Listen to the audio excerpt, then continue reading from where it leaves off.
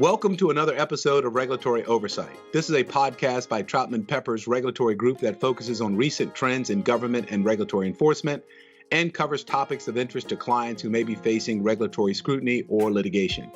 I'm Ashley Taylor, one of the hosts of the podcast and a partner at Troutman Pepper. Before we get started today, I wanted to remind all of our listeners to visit and subscribe to our blog at regulatoryoversight.com so you can stay up to date on developments and changes in the regulatory landscape. Now I am pleased to introduce our guest today, Vin DiCianni.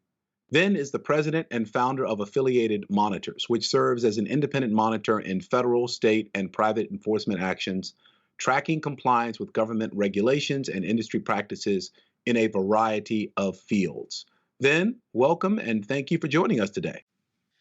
Thank you, Ashley. Great to be here. Excited to talk about your practice and the regulatory work that you do, and then to let you know about Affiliated Monitors and what we do.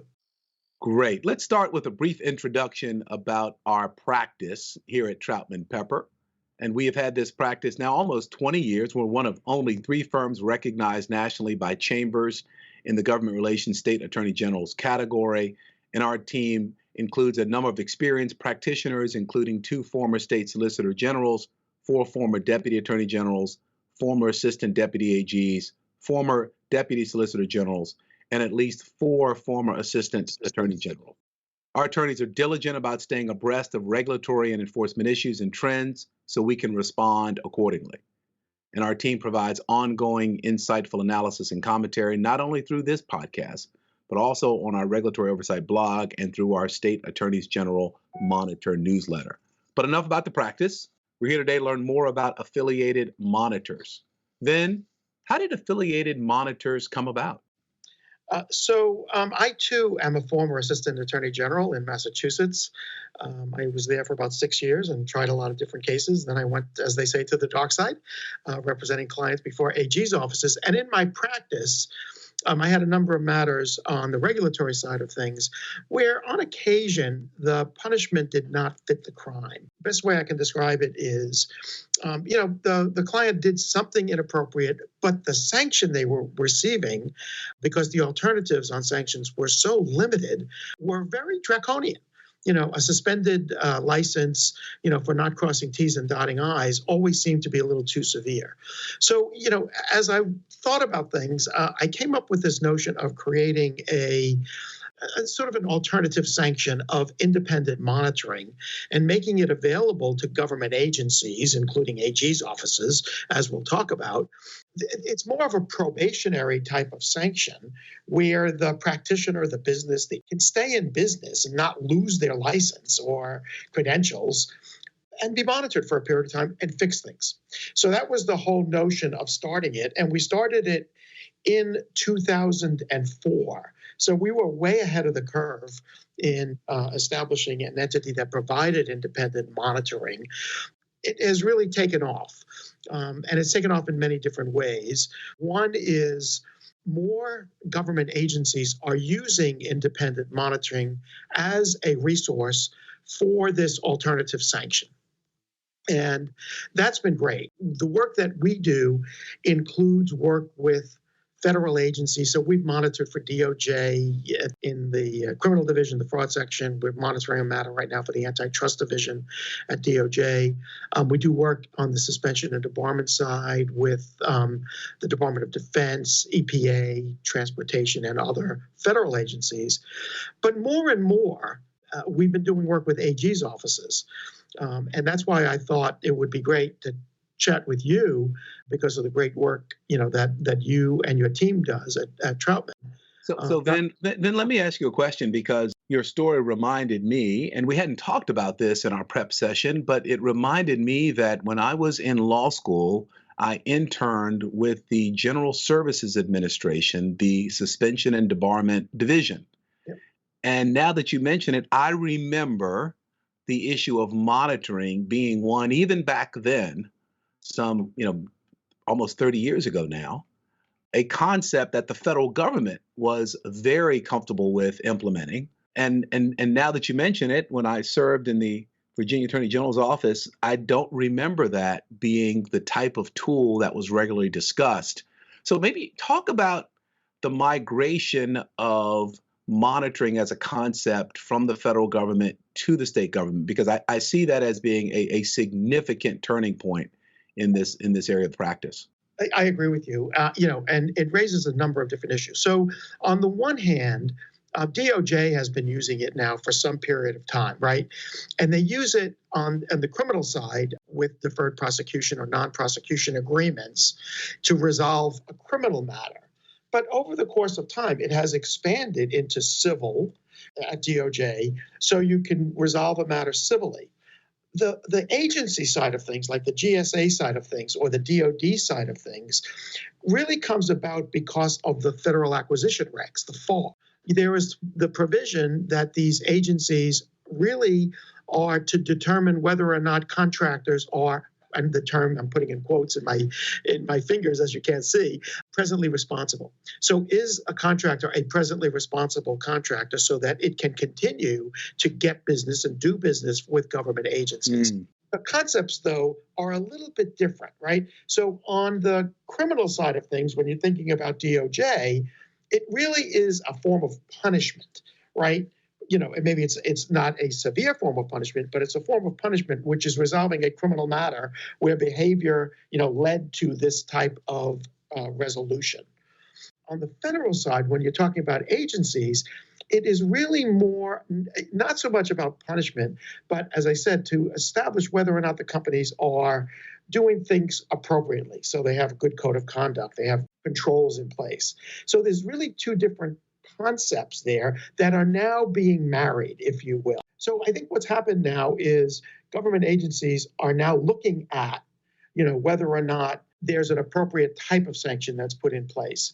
So the monitoring model, which is now becoming, as we know, a lot more popular, is one in which the company gets to stay in business but is watched by an independent. Almost like that notion of presently responsible, because the company has to demonstrate, be it under a deferred prosecution agreement, a civil settlement, or an administrative settlement where a monitor is put in place, the company has to demonstrate that they've corrected the deficiencies that got them in trouble in the first place and have put in place appropriate compliance programs and controls regarding third parties and investigations and all of that kind of stuff. So it's more of a blending, which I think is sort of the right thing, in today's environment, right?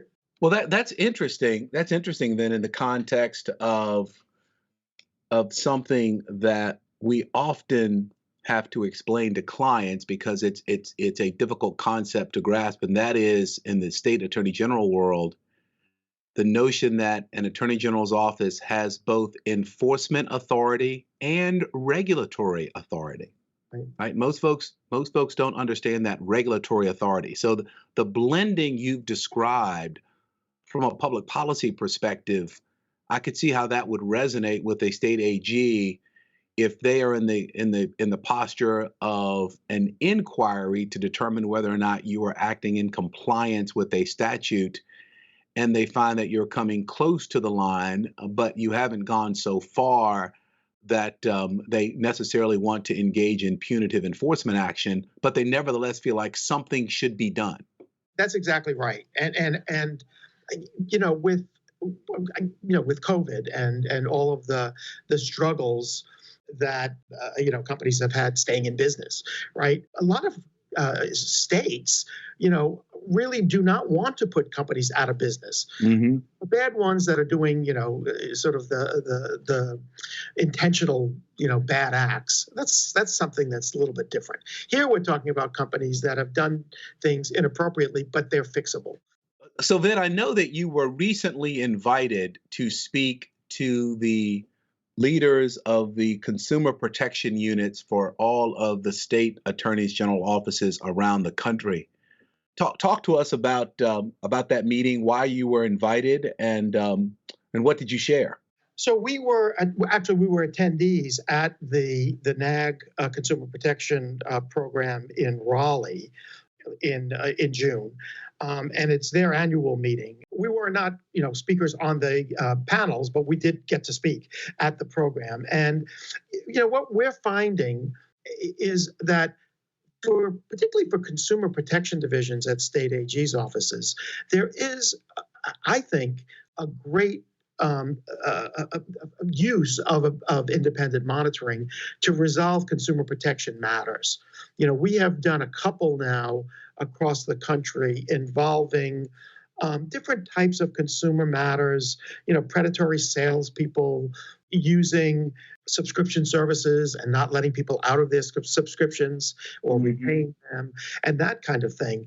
And, when you think about it, what a great resource for government agencies to not just get a fine from a company because it's violated some type of advertising or, consumer protection statute or regulation, but to put some oversight in it so you have a fix for the problem. So the AG's office doesn't continue to get consumer protection complaints because company X, is being predatory in its sales approaches, in its door-to-door sales, in its messaging, and that kind of thing. So the whole purpose of going to the NAG conference really was to introduce this notion of independent monitoring as a resource for consumer protection divisions. Then why don't you, it may be helpful for the audience to hear sort of at the operational level, and maybe let's use a multi-state as a hypothetical, since Right. the monitoring is monitoring as a concept, I think is probably for this audience something that they're more familiar with in the multi-state context. And I know there are discussions about using it in more of the single state, single company inquiry, but to talk about the operational aspects so our listeners can really visualize what it looks like in practice. Sure, and I think you're right. I mean, I think for the NAG folks, particularly those states that get involved in the multi-state matters, they have used monitoring and are using monitoring in some other things. And monitoring really depends on what the four corners of the agreements look like. So sometimes it could be looking at a particular control that the entity or entities have in place and whether or not it is effectively being executed. Right? So operationally, it might be, do you have a compliance program for this, that, and the other thing? And is it effective? And are you appropriately working it? Is it being monitored? Is it being tested? And bringing in an independent to do that validation, to make sure that those programs are up to speed, are effectively implemented, and are being effectively executed. So operationally, it could be involved in as I said, in a particular line of business or in a particular control area that the company or the companies are expected to have in place and be working it. On the multi-state level, yes, it is something that's been used. Now, what you and I are talking about is bringing it out now to the AG's offices in the states for individual states to start thinking about as a concept and as an application, because it's different, right? Mm-hmm. And a couple of things that I do want to mention as we're talking is, one thing that I think government agencies understand is that the monitoring is not paid for by the state. It is paid for by the entity that is being monitored. And that notion has been in place since monitoring started, 20, 25, 30 years ago now. So it's not like this is going to be money out of the pocket of a government agency, number one. Number two, as you know from your experience, government agencies like AG's offices do not have the manpower to do the kind of monitoring oversight that we're talking about now, right? Going into a place and seeing if the controls are being appropriately implemented and tested, and then testing them, independently.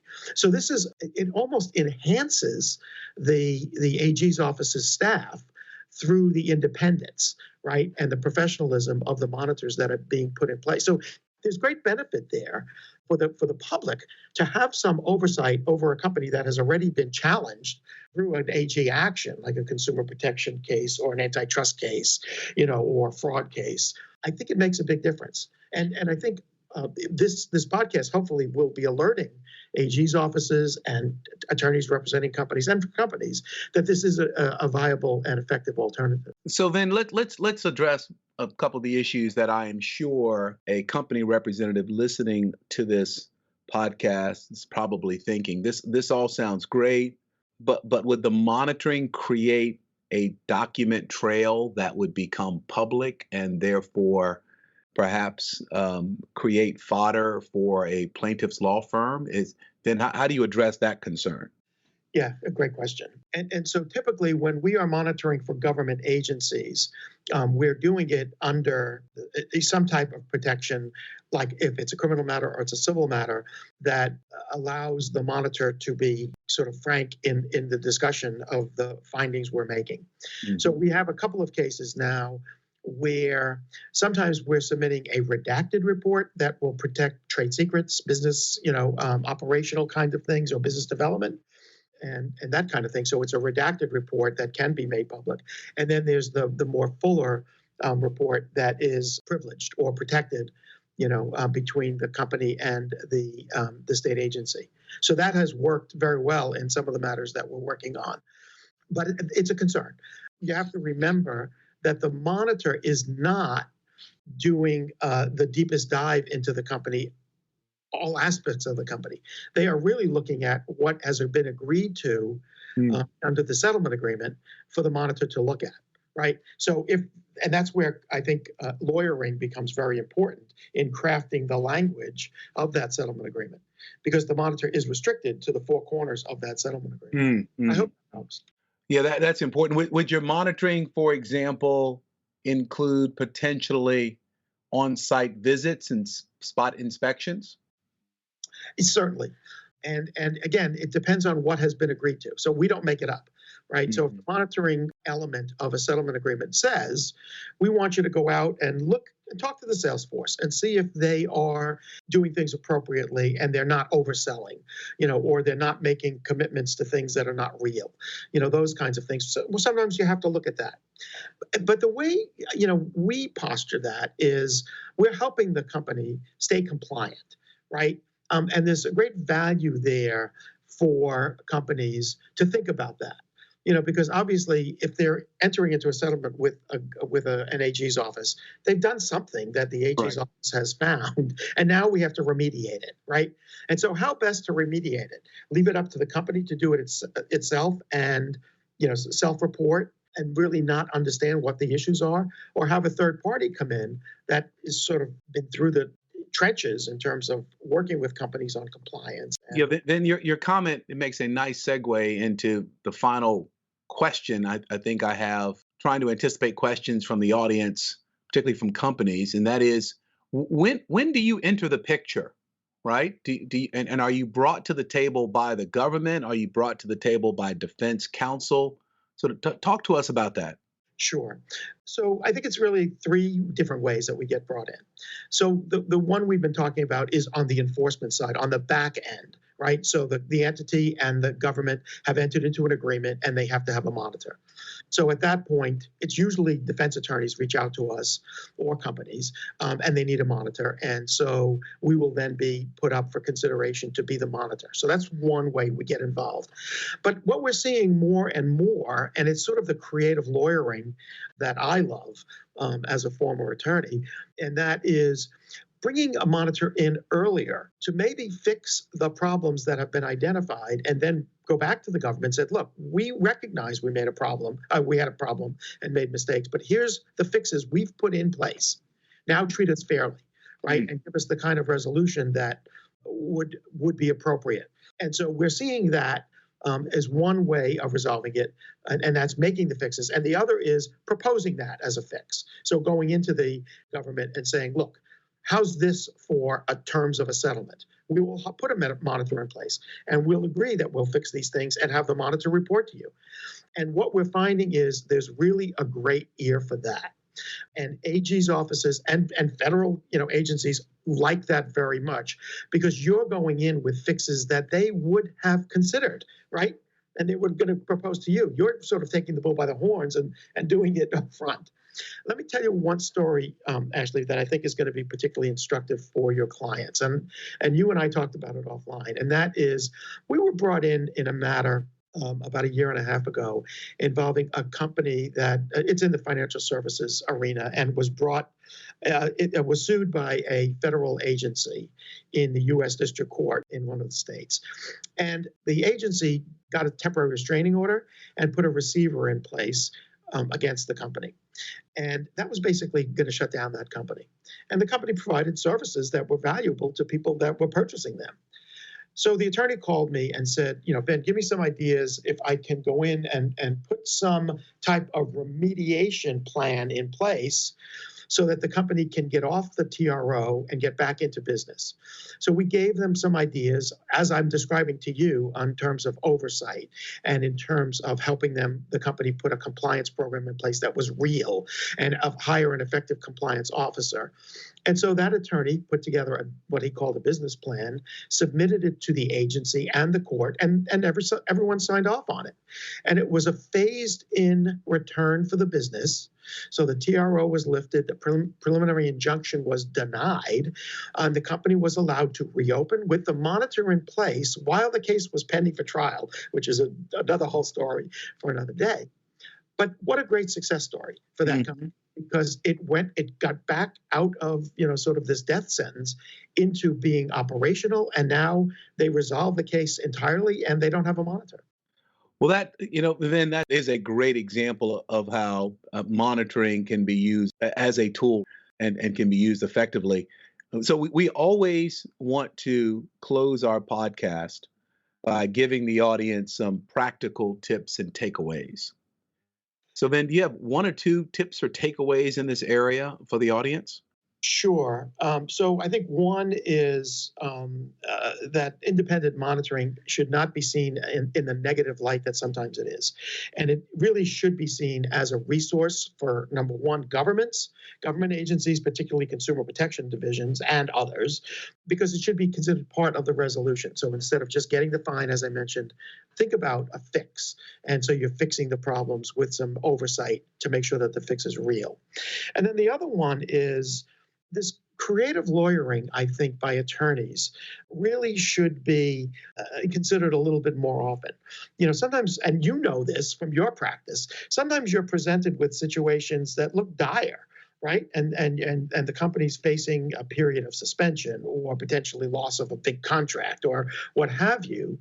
And being creative and coming up with a solution that's going to give the government what it needs, and at the same time, help the company improve its business practices, its compliance pieces, and those kinds of things, really can be a great takeaway.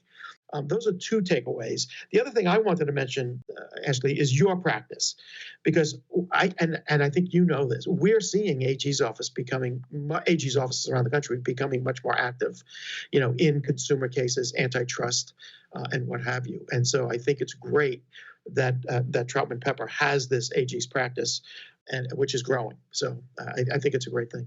Well, I will build on your takeaways and share two of my own, and I'll start where you ended, and that is the issue of creativity.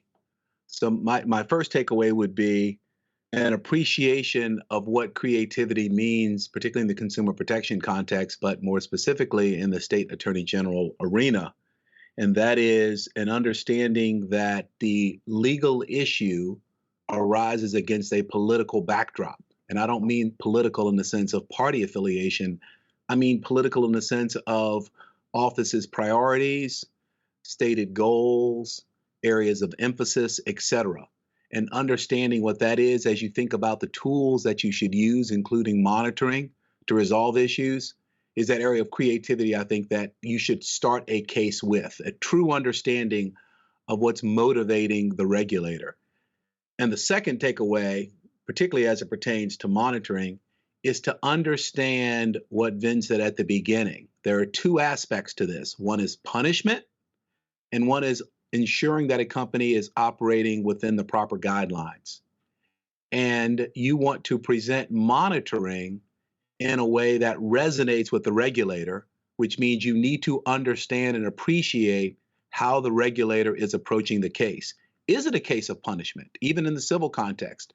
Do they feel like a company needs to be corrected, or do they feel like they just need to monitor in a more traditional sense to ensure the company stays within the proper guidelines? But presenting this third-party independent monitor in a way that addresses their specific concern, to me, is the second key takeaway I would take. This is an important tool But if the problem calls for a wrench, you don't want to present a hammer. If the problem calls for a hammer, you don't want to present a wrench. You want to present the tool that fits the problem.